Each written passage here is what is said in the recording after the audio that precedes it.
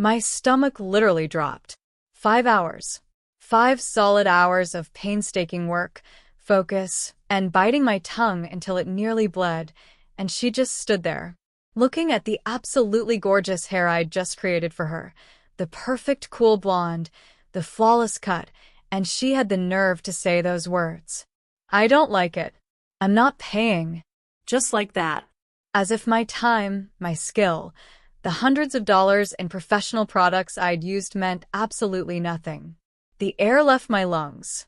Have you ever felt that specific kind of rage? The one that mixes fury with helplessness, when someone blatantly tries to cheat you after you poured your soul into something?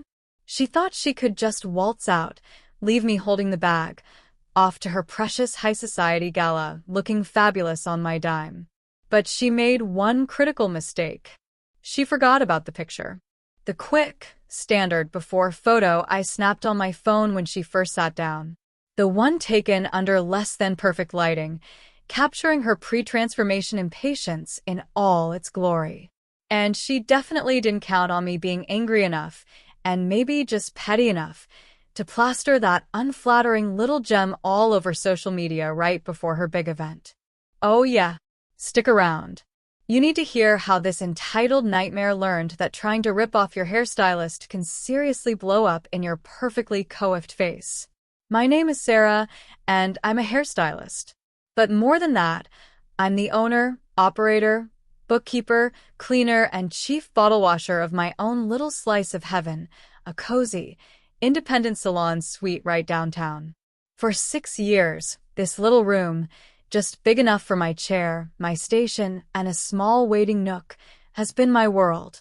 It's where I get to blend artistry with chemistry, therapy with technique. Honestly, most days I love it more than anything.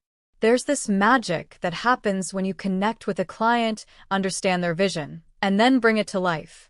Seeing their face light up when they look in the mirror? That's the payoff. That's why I pour so much into it.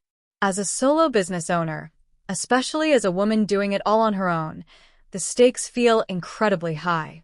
There's no big corporation backing me up, no salary guarantee.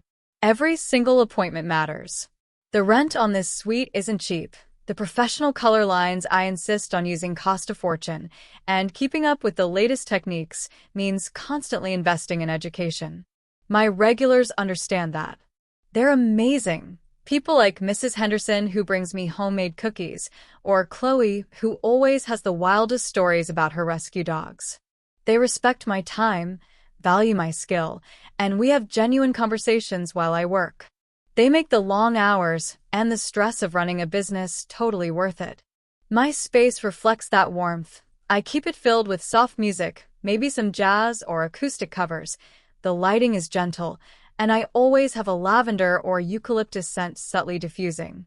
It's meant to be an escape, a place to relax and feel pampered.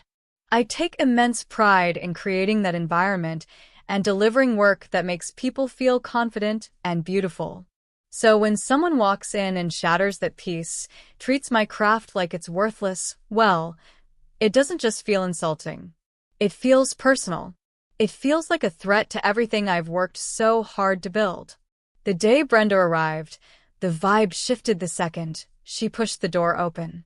The little bell above it seemed to jangle nervously instead of cheerfully.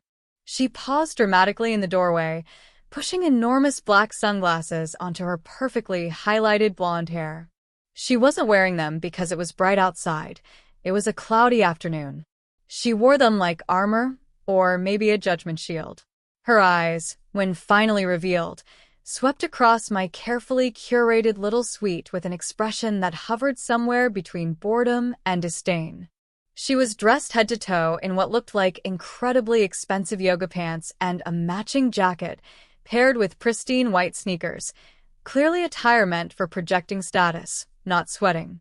A massive leather tote bag, sporting a very visible designer logo, was perched on her forearm like a small, aggressive pet. "I have an appointment," she announced, her voice sharp, cutting through the soft background music. No hello, no smile. Just a demand for acknowledgement. I forced my professional smile into place, the one I reserve for trickier encounters. "Welcome." You must be Brenda? I'm Sarah. Please, come on back, have a seat. Can I get you some water or tea? She waved a dismissive hand, already marching towards the styling chair. No. Let's just get this over with. She didn't sit so much as arrange herself stiffly in the chair, immediately pulling out her phone and starting to scroll with fierce concentration. Okay. Deep breath, Sarah. I picked up my comb. So, tell me about your hair. What are we hoping to achieve today? She sighed dramatically, not looking up from her phone. It needs fixing. The color is brassy, the cut is frumpy. The last person was an idiot. I gently turned her chair to face the mirror, trying to get her attention. Okay, let's take a look together. When you say brassy, what tones are you seeing that you don't like? And what kind of look are you going for instead? Do you have any inspiration pictures? She finally glanced up, tapped impatiently at her own reflection. Lighter, blonder, but cool. Absolutely no yellow. And I want layers, but not thin ones. It needs volume, but it can't look poofy. And shorter, obviously, but don't scalp me. I have a major charity gala on Tuesday night, the Sinclair fundraiser, you know? The mayor will be there, the Athertons, everyone. I need to look sophisticated. Expensive. Chic. She rattled it off like a grocery list, each demand punctuated by a critical squint at her own hair. Her instructions were a minefield of contradictions. Lighter but no damage. Layers but keep thickness. Volume but no poof. Classic stylist challenges, but delivered with an air of supreme entitlement that set my teeth on edge. I pulled up my tablet, showing her different shades of cool blonde, explaining the process, the potential for maintenance. She waved them away. No, not like that. More beigey, but still bright. I showed her layering techniques. This will give movement without removing too much weight. She interrupted. Are you sure you know what you're doing? My hair is very fine, you know. It requires expertise. Every suggestion I made, backed by years of experience, was met with skepticism or a vague, I don't know. It felt less like a consultation and more like an interrogation where I was already found lacking. Red flags weren't just waving. They were performing a synchronized swimming routine in my gut. But the appointment was a big one, color correction and cut, easily 5 hours blocked out. Canceling now meant a huge financial hit and scrambling to fill the time. Against my better judgment, I decided to push through. Okay, Brenda, I said, summarizing what I thought we'd landed on after 15 minutes of pulling teeth. We'll do fine highlights to break up the base and lift you lighter, focusing on cool tones with a custom toner. Then we'll add long, blended layers to create shape and movement while maintaining density, taking about 2 inches off the length. How does that feel? Before I started, I grabbed my phone. Just going to snap a quick before photo for our records, standard procedure. She barely flickered her eyes from her screen, just gave an irritated little huff as I took the picture, capturing the harsh overhead light catching the brassiness she hated, her impatient frown firmly in place. Perfect. Fine, she finally conceded, turning back to her phone as if granting me a great favor. Just make sure it's perfect. And try not to take all day. My time is valuable. Right. I draped the cape around her shoulders, the plastic crinkling ominously. The knot in my stomach tightened. This wasn't just going to be a long afternoon. It felt like gearing up for battle. I mixed the first bowl of lightener, the chemical smell suddenly feeling sharper, more aggressive than usual. Here we go. The next 5 hours were a masterclass in tolerating the intolerable. Brenda wasn't just a client. She was a micromanager, a critic, and a constant source of nerve-grating noise. As I carefully sectioned her hair and began applying the foils, her complaints started almost immediately. Ow. You're pulling too tight, she'd snap if a foil felt secure. Then a minute later, is that foil even going to stay in? It feels loose. I'd readjust, murmur apologies, my hands starting to feel clammy under my gloves. When I was rinsing the first set of foils, she shrieked. That water is scalding. Are you trying to burn me? I tested it instantly with my wrist. It was lukewarm, exactly the temperature I always used. I made it a fraction cooler. Now it's ice cold. Do you have any idea how sensitive my scalp is? She grumbled, flinching dramatically. The smell of the color products, which I personally find quite mild and are top-of-the-line low-ammonia formulas, was apparently offensive to her delicate senses. Ugh, what is that chemical stink? Can't you open a window? She demanded, even though my ventilation system was running perfectly. During the processing time, when clients usually relax, read a magazine, or chat, Brenda conducted her life via speakerphone at top volume. We learned all about the Sinclair Gala. Yes, Melissa, darling, I told Charles we absolutely had to get a table near the mayor. Oh, the stress. Finding the right dress was a nightmare. And my hair. This woman is taking forever, I swear.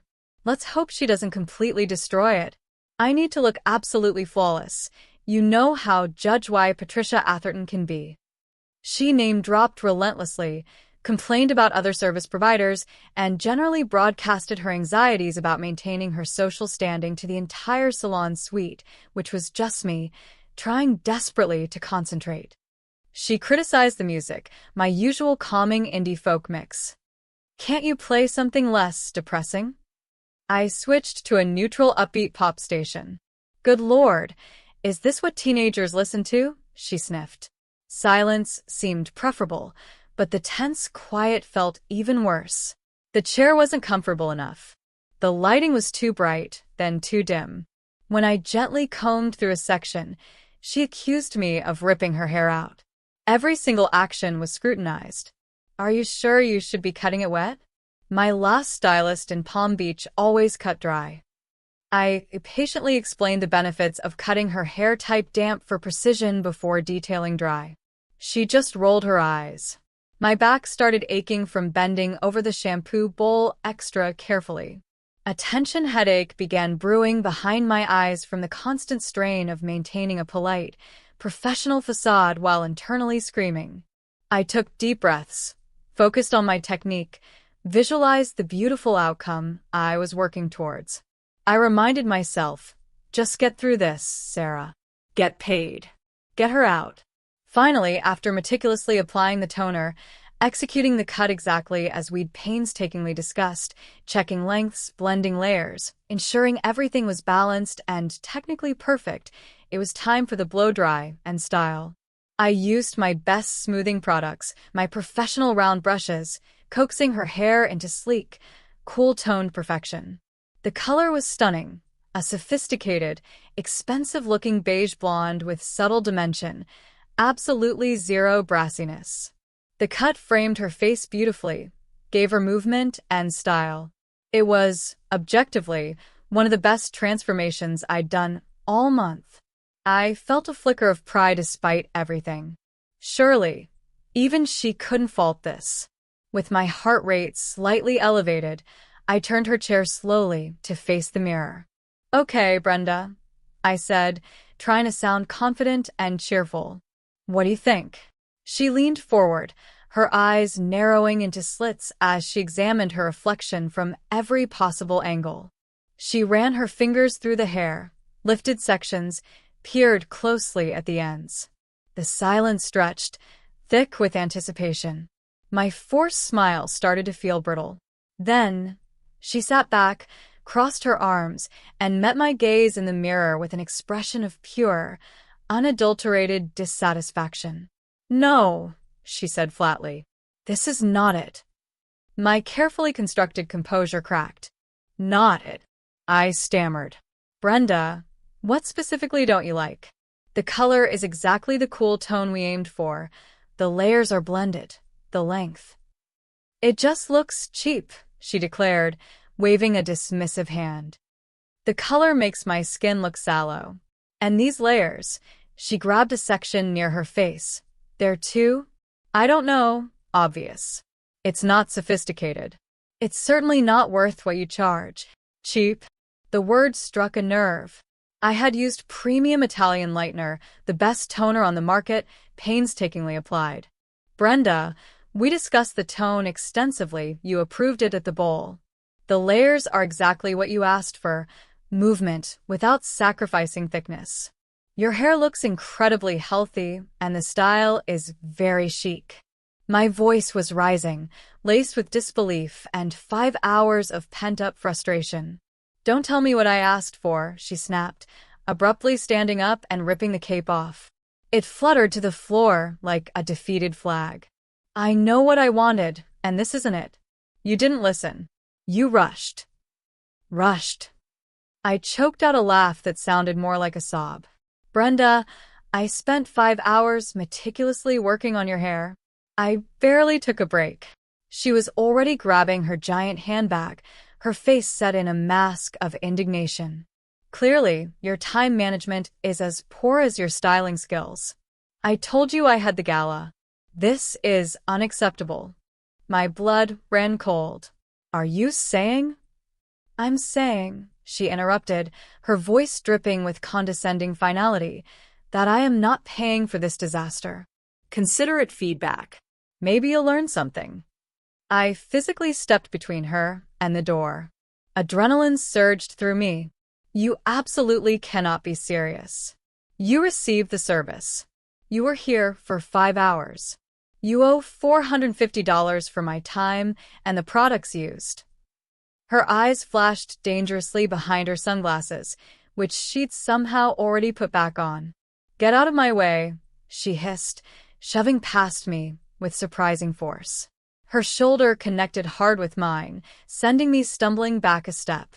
The bell above the door chimed, mocking me, as she swept out into the afternoon, leaving me standing there, trembling with a mixture of rage and shock. The silence she left behind was deafening, broken only by the frantic pounding of my own heart. She was gone. Just like that. And my payment was gone with her.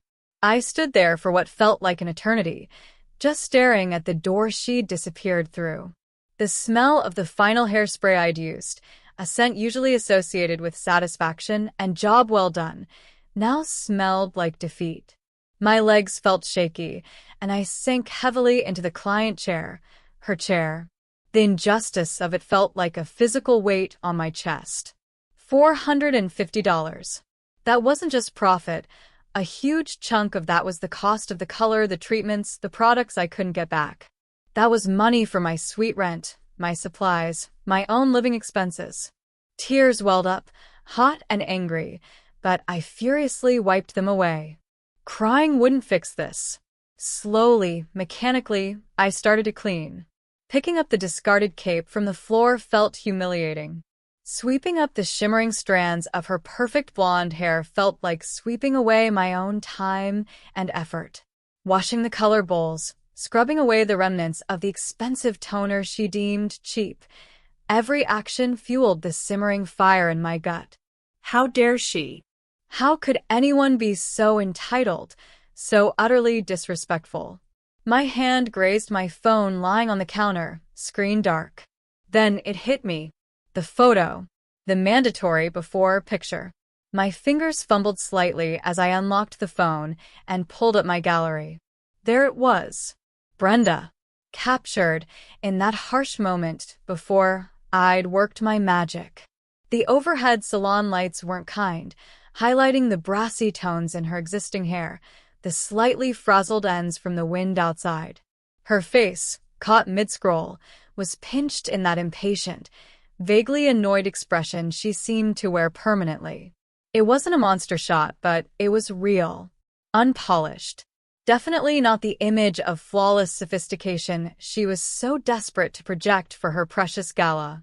And then, her words from those loud phone calls echoed in my head. The Sinclair fundraiser. Tuesday night, must look impeccable. Patricia Atherton will be judging everyone. She hadn't just been vague. She'd named the event, the day, even some of the high-profile people attending. She'd practically handed me the ammunition herself. An idea sparked, cold and sharp in the midst of my hot anger. She valued her image above all else. She'd stolen from me, insulted me, assaulted my professionalism. Standard procedure. The very thing I did for every client had given me leverage. That simple, unglamorous before photo was the key. My mind raced. Posting it felt risky. Unprofessional, maybe, but what she did was theft. It was unprofessional. It was wrong. Was I supposed to just absorb the loss, let her get away with it scot-free while she flaunted her expensive hair? My work. At her fancy party? No. Absolutely not. The internal debate wasn't long. Justice, in this case, felt more important than adhering to some unwritten rule about stylist etiquette that Brenda had already shattered. She weaponized her entitlement. I would weaponize her vanity. And my salon's social media page was the perfect delivery system. I took a deep breath, my resolve hardening. Okay, Brenda. Game on. My fingers flew across my phone screen, opening first Instagram, then Facebook, accessing my salon's business pages. These pages were my digital portfolio, filled with gleaming, after shots, happy clients, intricate braiding work, stunning color transformations. It was a curated space showcasing my best work and the positive vibe of my salon. Dropping Brenda's before photo into this feed felt like adding a discordant note to a beautiful melody, but it was a necessary one. I selected the photo, the one where the light hit her brassy roots just so, where her frown lines seemed deeper, where she looked less society darling and more stressed woman waiting impatiently. I didn't crop it, didn't filter it, didn't soften it. I let it be exactly what it was, the starting point, then the caption. This was critical. It couldn't be angry or accusatory. It had to be bland, professional, utterly neutral, giving me plausible deniability while still ensuring the image did the talking. I typed, deleted, retyped, carefully crafting the words. Starting the journey. Sparkle's every great style begins somewhere. Excited to see where this transformation takes us. Stay tuned for the potential after. Winking face, hashtag hair transformation, hashtag salon life, hashtag before and after prep, hashtag community stylist, hashtag new look loading, hashtag hair goals, hashtag downtown salon. I added a few more hashtags than usual, casting a wider net. The wink emoji was maybe a touch passive-aggressive, but subtle enough. The key was the photo itself, juxtaposed with the usual polished content on my feed. It would stand out. And anyone who knew Brenda, especially anyone anticipating seeing her at the gala on Tuesday, might just recognize that impatient frown, that specific shade of pre-correction blonde. My thumb hovered over the post button. A flicker of doubt. Was this crazy? But then I pictured her smug face walking out without paying. I remembered the feel of her shoulder shoving past me. The doubt vanished. I hit post. First on Instagram, then copied to Facebook. Done. A strange mix of adrenaline and dread washed over me. I quickly finished cleaning the salon, locked up, and headed home, my phone feeling like a ticking time bomb in my purse. I made dinner, tried to distract myself with TV, but my eyes kept darting to my phone. Had she seen it? Would anyone comment? Would her friends notice? Hours crawled by. 9 o'clock came and went. Maybe she hadn't seen it? Maybe this was all for nothing? Then, just as I was starting to wonder if my plan had fizzled, my phone erupted with a shrill ring. Blocked number. My stomach clenched. This had to be her. I let it ring twice more, took a slow, deliberate breath, and answered, pitching my voice to be calm, professional, almost bored. Sarah's salon suite. Sarah speaking. How can I help you? The explosion on the other end was immediate, volcanic. You. How dare you? Take that picture down. Take it down this instant, you vicious little witch. Brenda's voice was distorted with fury, practically screaming into the phone. I held the phone slightly away from my ear. I'm sorry. I think you have the wrong dash. Don't you dare play dumb with me, she shrieked, cutting me off. That horrendous photo. My friend Barbara just sent it to me. She recognized my jacket. Do you have any idea the humiliation? The gala is Tuesday. Tuesday. You are trying to ruin me. Okay. Barbara recognized the jacket. Perfect. Brenda, I said, injecting steel into my voice now. The faux politeness was gone. It sounds like you're referring to a standard before photo posted to my Salon's public business page. As you know, I take these for all new clients undergoing major transformations.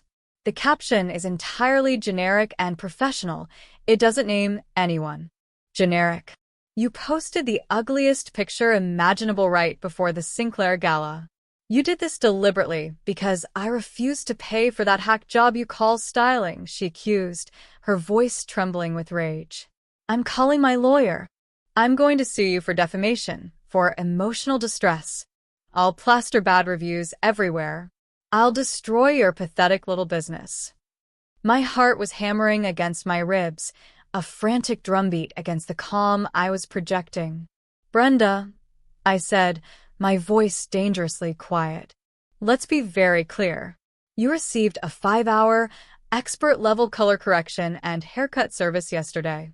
You approved the process at multiple stages. You then refused to pay the $450 invoice and walked out. That is theft of service. It was garbage, she insisted, though her voice lacked some of its earlier conviction. The panic was starting to seep through the anger. The photo, I continued, ignoring her protest, is simply documentation of the starting point. Standard practice. It's currently on my feed along with many other photos. However, I paused, letting the silence stretch. I do manage my social media content actively. Posts get archived. New ones get featured.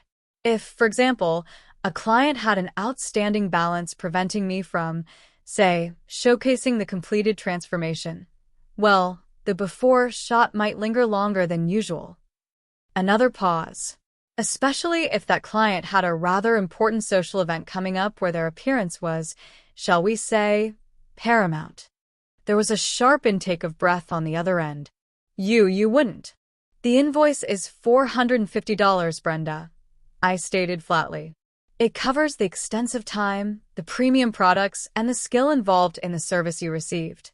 You can settle it immediately via the secure payment link I am about to text you. As soon as the payment confirmation hits my account, I will archive the post. Permanently. It will disappear from public view. This is blackmail, she choked out. No, Brenda, I said, my voice cold as ice. This is consequence. You chose not to pay for a service you consumed.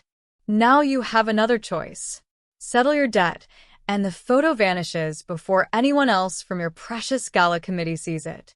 Or let it stay up.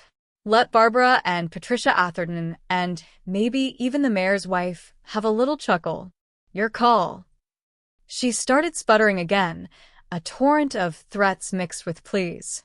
Lawyers, bad publicity, police, which was laughable, how this would ruin her reputation. I listened patiently, saying nothing, letting her wind herself down. The desperation was palpable now. The thought of that unflattering photo circulating among her social circle before the gala was clearly her kryptonite. Finally, silence. Then, a defeated sigh, heavy with resentment. Fine, she spat, the word costing her dearly. Fine. Send me the damn link. But you take it down. The instant you see the money. You swear. The instant the payment clears, Brenda. I confirmed coolly. You have my word. You are a horrible person, she added venomously before hanging up with a sharp click.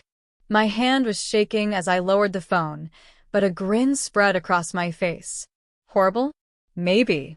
But I was $450 richer. Almost immediately, I texted her the payment link. I watched my phone screen like a hawk. Less than 3 minutes later, faster than I expected, a notification popped up.